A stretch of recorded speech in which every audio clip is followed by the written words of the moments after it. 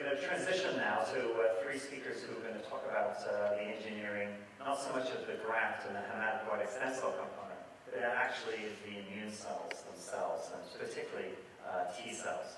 And here we're talking about the chimeric antigen receptor, or CAR, that's previously been known as the T-body. And this is an engineering process that occurs ex vivo outside of the patient, in which T cells are extracted from the blood, engineered to latch onto tumor cells and then destroy them. And then they're infused back into patients, many of whom have exhausted really every other treatment.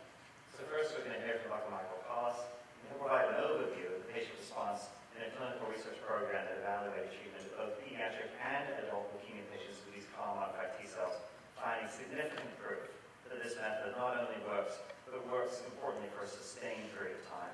And the study details can be found in abstract 163, or 163.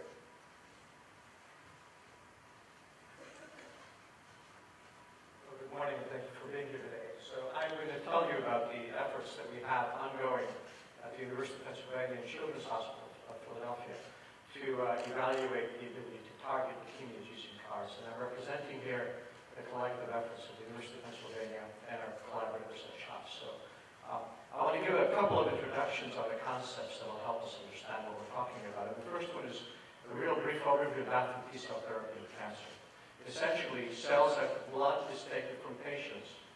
So from the blood are isolated the peripheral blood mononuclear cells, and those are engineered in some way. We can use a virus, we can use a plasmid, we can find there's various ways of introducing genes into these T cells. Those cells are then expanded for a period of about 2 weeks using genes that are coated with antibodies that trigger the T cells. And then that product, some of which, the majority of which hopefully contains the engineered T cells, is put back in the patients. And for many years, this has been pursued with moderate success at best. The ultimate objective of the approach is to essentially bypass what happens when you give a vaccine. When you give a vaccine, you're asking your immune system in the patient to generate an immune response against what you're trying to vaccinate. This approach will provide the end result of that process, that is large numbers of cells, specifically the antigen, into patients.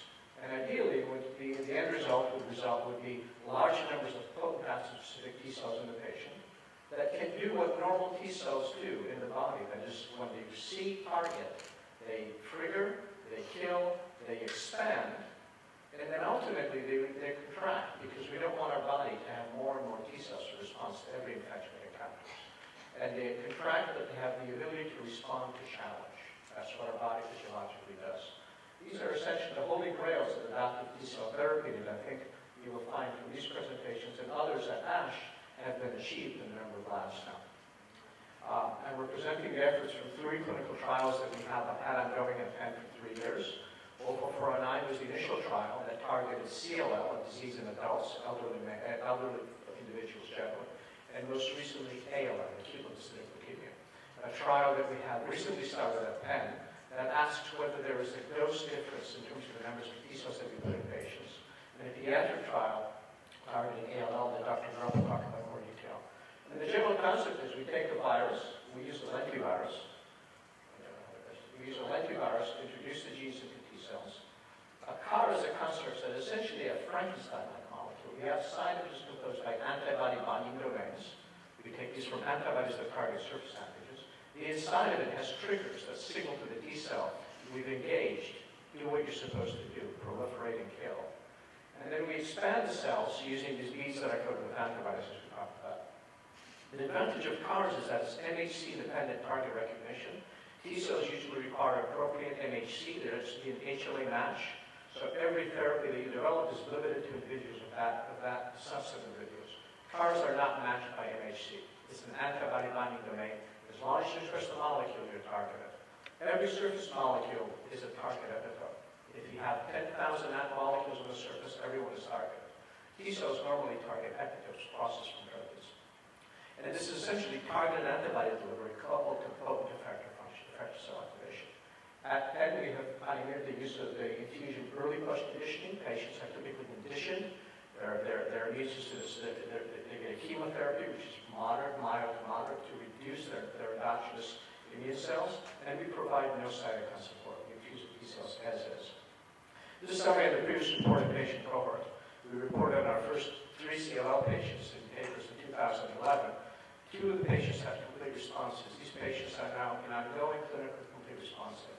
post-CTLA-1 active fusion.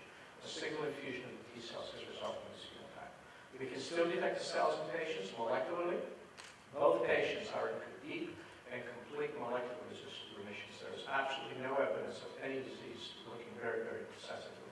And ongoing B-cell aplasia. They continue to lack normal B-cells. What this means is that the CARs are still doing their business. There's the time when B-cell comes up, because the antigen we're targeting doesn't express the normal B-cells. It is lopped off. So this is evidence for continued functionality. First pediatric patient we presented last year in the New England Journal, and Dr. Grubman will talk about this patient in more detail. Essentially the same story, except that this patient is now about 18 months post-T-cell infusion. She is doing well. She is in deep and complete molecular remission with absence of B-cells. This is a to-date response summary of all our studies. I should say, by the way, that I neglected to, I removed this slide. I have conflict of interest to disclose. I'm on patents that have the potential for royalties and milestones from Novartis that has licensed this technology. And I'm the scientific advisor board of a company that does deep sequencing. And I'm no longer invested on the company, but I'm studying the work. So this is the two-day response summary. In the CLL trial, the OPA49 study, there's 14 patients that are evaluable. 4 of them have achieved complete response. That's 29%. 4 of them have achieved a temporary or partial response, and 6 of them are non-responders. Each of the 4 patients that have achieved a complete response have an ongoing response. So 29% of the patients, and they're 10 months plus. So the earliest patient in this cohort is at 10 months. The latest ones I've described to you are at 3 years. In the CLL trial, this dose-finding study, we have treated a total of 18 patients. 3 are complete responses, 4 are partial responses, for an ongoing complete response rate of 17%. In ALL, acute leukemia, the picture is a little bit different. In the pediatric trial, we've treated 22 patients. 19 of the patients, or 86%, achieved a complete response. Of those, 14 of the patients, or 64% of all these patients, have an ongoing complete response at 3 months plus. These are children and patients that have failed every other treatment, so they come to us with no other options. And typically, the time course in the pediatric ALL is very short. In the adult ALL trial, 5 patients are evaluable. Each of those 5 patients achieved a complete response, and 4 of those patients, or 80%, have an ongoing complete response. In all of these cases, except for 1, no further treatment intervention has been given post-infusion. They get the T cells, and from a therapeutic perspective, there's nothing else that they get.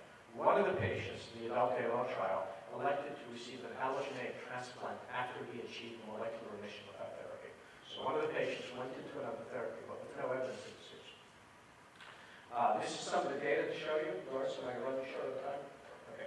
This is some of the data that we see, and if you see in this first line, this is what the blood looks like. This is what the blood looks like in these patients. 19 and 20 are markers of B cells in leukemia. So you see this patient's blood is rampant with leukemia. And at the maximum time of the infusion, you see that 27.7% of all of the T cells in the patient are the T cells that we've engineered to express the receptor. So there's a massive expansion.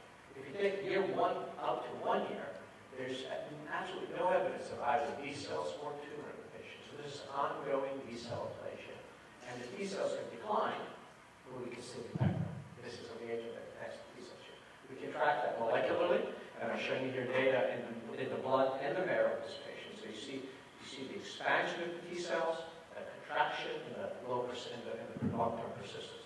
This is a value of 1% marking. So at the peak, and this is typically what we see, we have 1, 10, almost 100% of all the T cells in the patients within the first month. Patients that have complete responses have the engineered cells.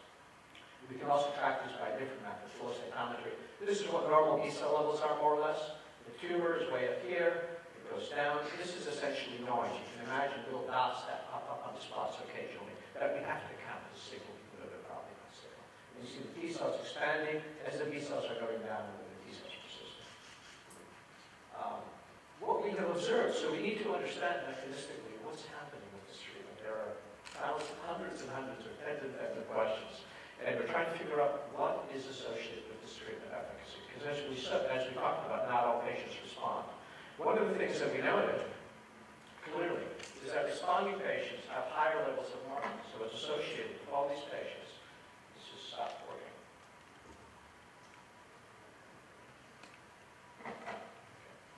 Back in a second.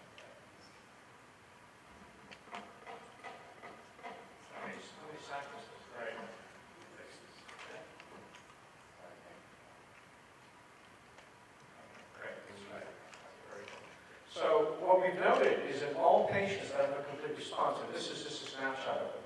We have a very large expansion of T cells that passes a threshold, roughly, of 10 to the 4th copies of transgenic microRNA. What that really means is about 6%. To about 6% at the peak of your T cells are engineered T cells. Those patients are essentially or almost destined to have complete responses. Patients that have a partial response, the cohort that has a temporary effect, the T cells expand, but they don't really reach that magic, if you will, 10 to the 4th or 6% up, and then they go away. The peaks that you're seeing here are patients that received the second infusion of T cells. There was a partial response, we gave them the second infusion of T cells, they go up again. And the third subset of patients, the patients that we did not see any response, we essentially see no T cell expansion. So for reasons that we don't understand, in some patients we don't get an expansion, in some patients we get a very robust expansion, and that is one of the elements that's associated with the efficacy of the treatment. T cells in this therapy go to the CNS, they are not restricted to where they go, and this was an observation that we had with our trial at SHAM. I'm showing you data from 2 patients where we see the T cells in the blood expanding, contracting, and persisting, and we see them in the cerebral spinal fluid, which is something that we didn't anticipate or expect. This disease can go to the brain, so being able to have T cells in the CSF and then ultimately in the brain is actually a very good thing for the patients, we think. Very few cells, but almost all of the cells that are in the CSF are the engineered T cells. And this is manifest by the fact that that dotted line is 1%. You can see that essentially 100% is in here. We can see those morphologically, and we can see them by flow cytometry, the reagent that detects these T cells. So you're seeing in the lower panel, these cells over here are in the CSF, and they're engineered T cells. So the cells get to the CSF and eradicate the disease there. This is the magnitude of the remission. We're able to measure molecularly, counting at least 150,000 cells. In most cases, many more than that. The B-cell leukemia has a unique molecular signature, the IgH rearrangement. We can identify what that is at the patients when they come in, and we can ask, is that sequence present in the patients after treatment? And what this summarizes is that no, it is not. So you see this 99% of all the B cells in this patient start out with a malignant phenotype. 720 days after, not the case. You can just go down once. So this is very, very deep molecular remissions. I'll highlight this latest patient. We had a late relapse who in this patient at day 180 had very, very low levels of that signature. That's a hallmark. And this patient relapsed at day 270. So most of the B cells in the patient were the malignant B cells. This patient has been retreated with a positive result. Correct, Steve? Is it fair to say that? This patient now has achieved had a response to the second treatment. Correct. So you see these are very, very deep molecular remissions in these patients. Again, with no other treatment other than the T cell infusion. There are toxicities. I don't want to focus on this, but just to mention it, cytokine release syndrome and macrophage syndrome. Revving up an immune system against a tumor when there's a lot of tumors is going to cause a lot of these cytokines to be produced. And that's what we've seen. There's also delayed tumor lysis syndrome, the destruction of these massive amount of tumors has consequences for the bodies. And there's no B cells. There's B cell aplasia. This is a toxicity for the study. We managed the cytokine issues with treatment with IL-6 receptor blocking antibody, tocilizumab, very effectively in most cases. And for the B cell aplasia, we give immunoglobulin for patients. So conclusions, engineered T cells may be the first example of successful, quote, synthetic biology. We can engineer T cells to express antibody fragments that persist and express antibodies for at least 3 years in patients with leukemia. Antibody in quotes, right, because it's really competitive T cells. We have complete and durable clinical responses associated with robust expansion and long-term persistence of these cells, And in patients with heavy tumor burden, the consequences of activating these T cells and destroying tumor. These are called, the New York Times called them serial killers. You guys come up with some good names sometimes. We like it, but we don't like it, but we'll use it because it conveys the point. And we'll put to you that CTLA-1 cells are poised to replace perhaps bone marrow transplantation with a therapy that's less expensive. Single dose of T cells is given, more widely available, and less toxic than current regimens. So thank you for your attention.